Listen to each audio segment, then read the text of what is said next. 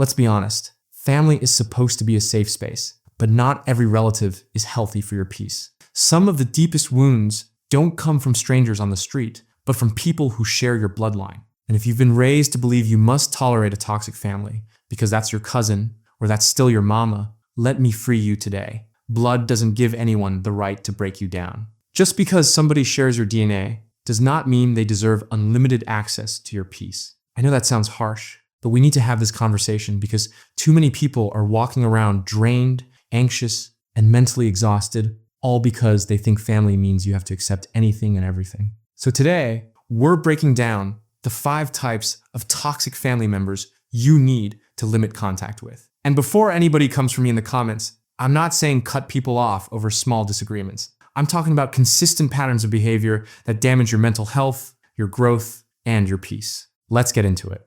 Type 1, the manipulator. The manipulator is one of the most dangerous types of toxic family members because their weapon isn't always obvious. They don't necessarily scream at you, slam doors, or outright insult you. Instead, they pull on your emotions, twist your loyalty, and make you feel guilty for simply setting a boundary. You'll often find yourself walking away from conversations with them feeling heavy, drained, and questioning if you did the right thing. That's the power of manipulation. It works in the shadows, convincing you that you're wrong for trying to protect yourself. Manipulators are skilled at guilt trips. They will remind you of everything they've ever done for you, even things that happened decades ago, as though one good act entitles them to your lifelong obedience. They'll bring up how they took care of you, or how they sacrificed so much, not because they want appreciation, but because they want control. And the truth is, family manipulation can be harder to spot because it often comes wrapped in love. When your parent, sibling, or relative says, "I just want what's best for you," it sounds caring on the surface, but if you dig deeper, you may realize what they actually mean is, "I want what benefits me." What makes this type of family member so damaging is how they condition you over time. You start to believe you owe them your time, your money, your presence, and even your peace. You can feel obligated to say yes when every fiber of your being wants to say no. And here's the danger. The more you give in, the more they take. Manipulators don't have a finish line. They will stretch your kindness until you have nothing left. And even then, they will make you feel guilty for not giving more. The only way to protect yourself from a manipulator is to recognize the game they play and step out of it. That doesn't mean you have to cut them off completely if you don't want to, but it does mean learning to spot when you're being pulled into their guilt web. It means pausing when they try to pressure you, asking yourself, am I doing this because I want to or because I feel trapped? And most importantly, it means learning the art of saying no without apology. Saying no to manipulation is not the same as saying no to love. It is saying yes to your own self-respect. You have to remind yourself that healthy relationships are built on mutual respect, not emotional blackmail. A healthy family member may be disappointed by your boundaries, but they will respect them. A manipulator will twist those boundaries into evidence that you are ungrateful, selfish, or disloyal. That's the difference. So when you see that pattern, don't fall into defending yourself endlessly or over-explaining. Stand firm. A manipulator's power fades the moment you stop responding with guilt. Many of us have been raised to believe that honoring family means allowing endless access. But honoring family does not mean dishonoring yourself. Real love does not demand constant sacrifice. Real love does not require you to erase your own needs so someone else can feel powerful. And when it comes to manipulators, the sooner you recognize that truth, the sooner you can reclaim your peace. Type 2, the energy vampire. The energy vampire is that family member who always leaves you feeling exhausted after every interaction. You can enter the room feeling light, hopeful, and calm, but within minutes of being around them, it's as if every ounce of positivity has been drained right out of you. They carry an atmosphere of heaviness wherever they go, and the sad part is that they don't usually recognize it. They thrive on negativity, on complaints, and on drama, and when you become their audience, they feed off your reactions. With an energy vampire, the conversation is rarely uplifting. Instead of sharing encouragement, they flood you with every problem, every disappointment, and every setback. And while there's nothing wrong with being a listening ear for someone you care about, with this kind of family member, it never ends. They don't want solutions. They want to stay in the cycle of chaos. Their issues are repeated like broken records, and whenever you attempt to bring hope or offer advice, they'll quickly dismiss it and redirect the conversation back to how bad things are. Before you know it, their darkness begins to dim your light, and you walk away feeling burdened by problems that were never yours to begin with. Another trait of the energy vampire is that they often cannot celebrate your joy. When you share good news, they find a way to twist it, minimize it, or shift the focus back to themselves. You might tell them about a promotion, and they respond with a story about how hard their life is. You might share that you are finally finding peace, and they'll remind you of 100 reasons why it won't last. The moment should be about you, but somehow it always circles back to them. Over time, you start to hesitate before sharing your victories, because deep down, you know your joy won't be met with genuine support. What makes this especially painful is that energy vampires are often people you love dearly. They may be siblings, parents, or close relatives, and cutting them off completely might feel impossible. But the truth is, you do not have to give them unlimited access to your spirit. Protecting your energy is not abandonment. It is necessary for survival. Limiting the time you spend in their presence, setting boundaries on the kind of conversations you're willing to have, or even choosing not to answer every phone call can become acts of self-preservation. It's also important to remind yourself that you are not their savior. Many energy vampires have learned to depend on others for emotional regulation. They want you to carry their storms because they have no desire to calm them themselves. That's not your responsibility. You cannot heal a person who refuses to heal themselves. You cannot pour endlessly into someone who has made no effort to fill their own cup. Allowing them to drain you is not an act of love, it's an act of self-neglect. When you finally begin to recognize who the energy vampires are in your family, you start to reclaim your freedom. You no longer feel obligated to sit for hours on end listening to the same cycle of chaos. You no longer feel guilty for choosing peace over drama. You realize that your emotional health is too precious to be given away carelessly. And although it may feel uncomfortable at first, stepping back from this kind of relationship will give you the clarity and strength you need to pour into the people and places that truly nourish you. Type 3, the critic. The critic is that family member who has perfected the art of tearing you down while pretending it is for your own good. With them, nothing you do is ever quite enough. You could achieve something you've worked hard for, and instead of celebrating you, they will immediately point out what you could have done better. You tell them you finally bought a new car, and their first response is, "Why didn't you get something bigger?" You graduate from school, and they ask why it took you so long. You try a new hairstyle, and they say, "It doesn't really suit your face." With a critic, every accomplishment comes with a side dish of disapproval. The most dangerous part of having a critic in your family is how their voice can slowly become your own. When you hear criticism long enough, it starts to live inside you. You begin to question yourself before you even take a step. You hesitate to celebrate your wins because you're already expecting someone to dismiss them. And in the worst cases, you stop believing in yourself altogether. It's not just about the words they say, it's about the echo those words leave in your head long after the conversation is ended. Critics often disguise their behavior under the mask of honesty. They'll say things like, "I'm just telling you the truth," or "I'm just trying to toughen you up." But constant nitpicking is not honesty. It's cruelty dressed up as concern. True honesty builds, it corrects with love, and it inspires you to do better. But the critic's version of honesty only breaks your spirit, and over time, it chips away at your confidence until you doubt your own worth. What makes this even harder is that many people grow up with critics as parents or guardians. If you were raised by someone who criticized your every move, you may have learned from an early age to equate love with disapproval. You may have been conditioned to believe that the only way to earn affection is through perfection. That kind of upbringing leaves scars that carry into adulthood. You might find yourself working twice as hard in life, not out of passion, but out of fear of being judged. You might silence your dreams before you even try, because the critic's voice in your head already convinced you it will fail. Dealing with a critic requires courage, because unlike the manipulator or the energy vampire, their words can cut into the deepest parts of your identity.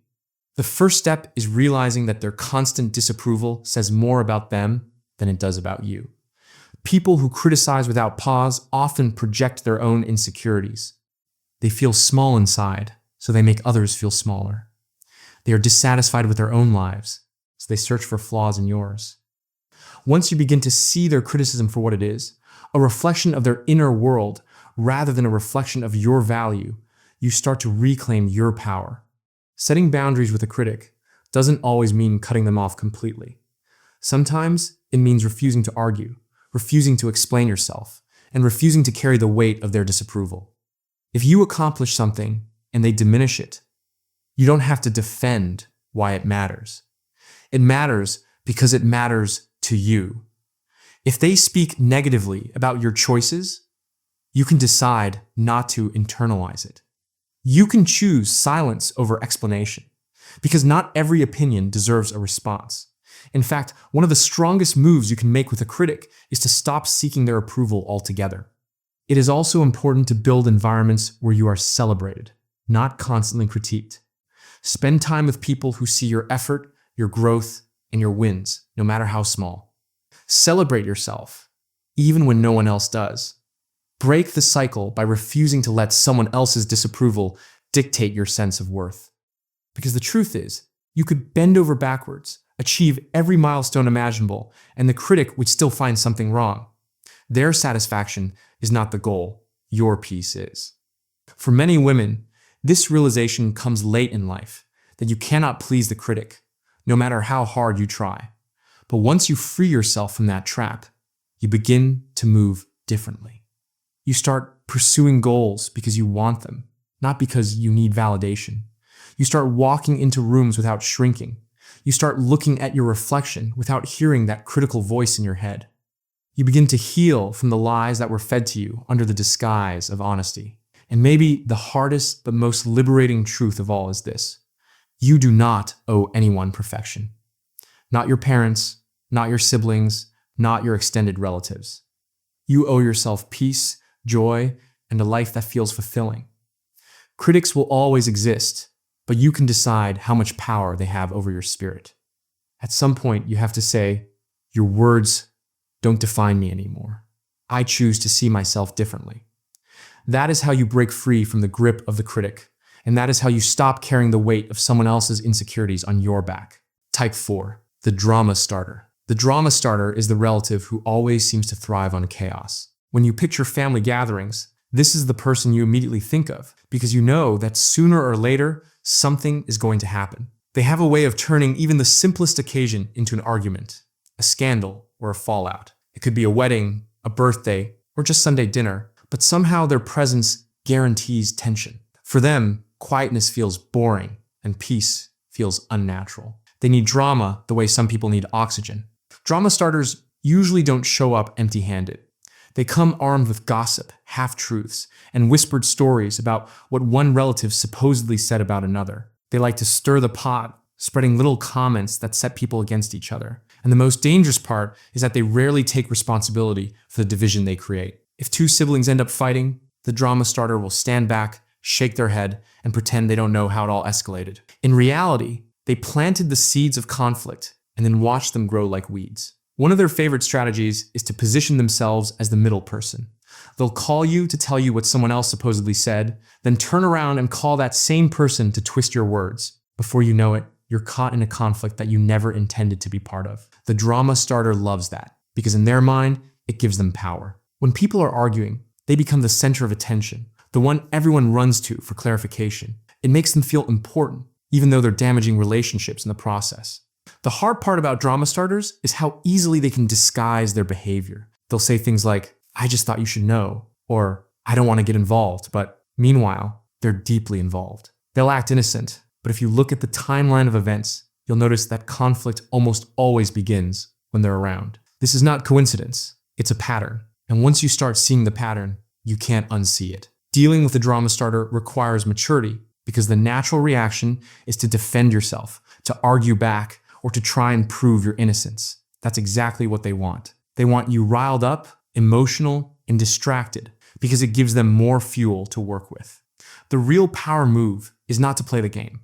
When they bring gossip to you, choose not to engage. When they make shady comments in front of others, don't take the bait. Silence and distance are your strongest tools.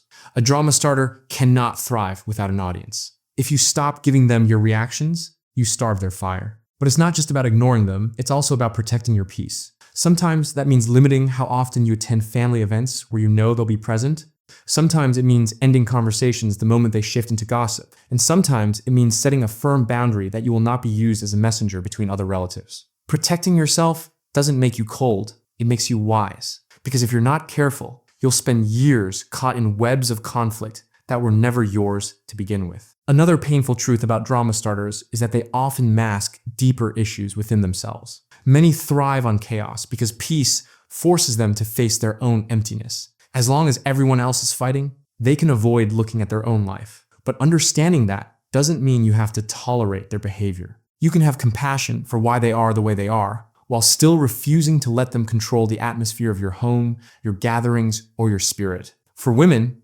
especially, this type of family member can be exhausting. It's hard enough to navigate life without constantly being pulled into battles you didn't choose. The drama starter will try to convince you that family loyalty means staying in the middle of it all. But that's not loyalty, it's bondage. True loyalty is not about feeding conflict. It's about creating environments where love and respect can grow. And if one person is constantly working against that, it's okay to step back.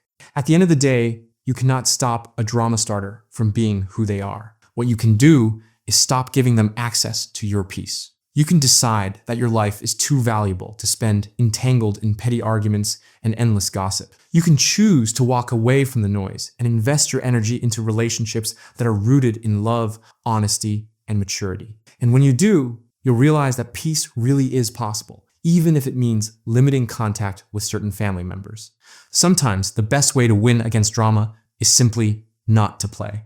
Type 5, the narcissist. The narcissist is often the most painful type of toxic family member to deal with because their presence can completely distort how you see yourself. Unlike other toxic relatives who may drain you or criticize you, the narcissist shapes the entire family dynamic around their needs. Every situation somehow revolves around them. Your feelings, your struggles, your accomplishments are only acknowledged if they serve to make them look better. If they can't use it to shine a light on themselves, they dismiss it, belittle it, or twist it into something negative. What makes a narcissistic family member especially harmful is the way they erase your reality. They are masters at gaslighting. They'll say things didn't happen when you know they did. They'll insist you're being too sensitive when your feelings are completely valid. They'll rewrite events to make themselves look like the victim and you like the villain. Over time, this kind of constant rewriting of truth makes you question your own memory, your own instincts, and your own worth. It leaves you second-guessing yourself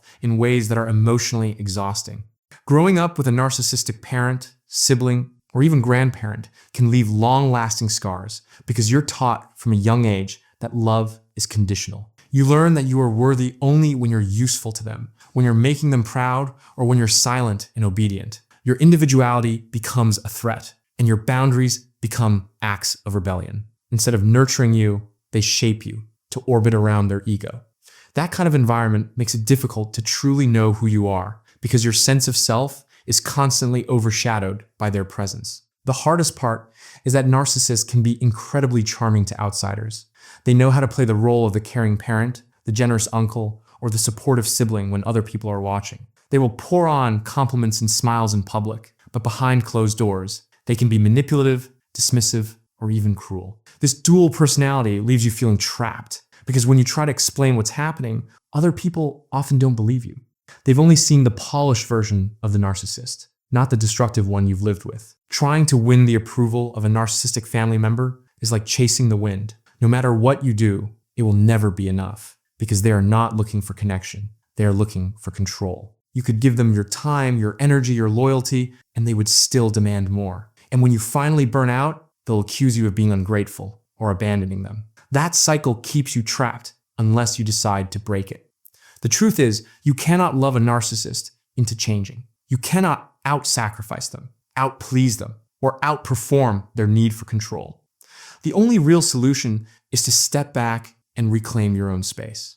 For many people, limiting contact with a narcissistic family member feels almost impossible, especially if it's a parent or someone who has always held power in the family. You may carry guilt because you've been conditioned to believe that distance equals betrayal, but protecting yourself is not betrayal, it's survival. Choosing emotional distance is often the only way to heal. That might look like keeping conversations short, avoiding topics that open the door to manipulation, or in some cases, creating physical space altogether. You don't do this because you hate them. You do it because you finally realize you deserve peace. Healing from the grip of a narcissist requires relearning your worth. You have to remind yourself that your value does not depend on their approval. Their inability to love you in a healthy way does not mean you are unlovable. Their refusal to celebrate you does not mean you are not worthy of celebration. It means they're trapped in their own brokenness, and you are no longer choosing to carry that burden for them.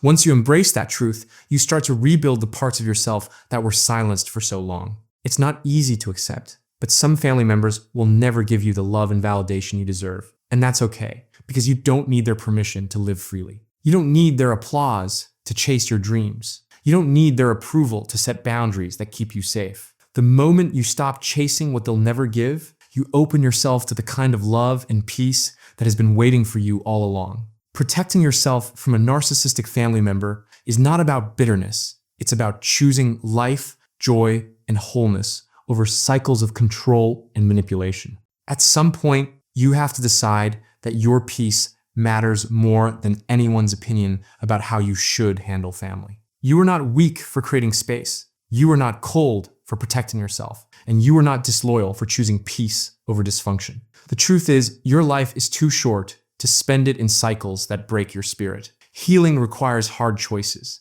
And one of the hardest is realizing that love without respect is not love at all. You are allowed to build a life where you feel safe, valued, and free. You're allowed to draw a line in the sand and say, this far and no further. And you're allowed to keep that line, even if it means some relatives never cross back into your circle again. Choosing yourself is not selfish, it is necessary. Because when you finally protect your spirit, you'll discover the strength, clarity, and freedom that were waiting for you all along.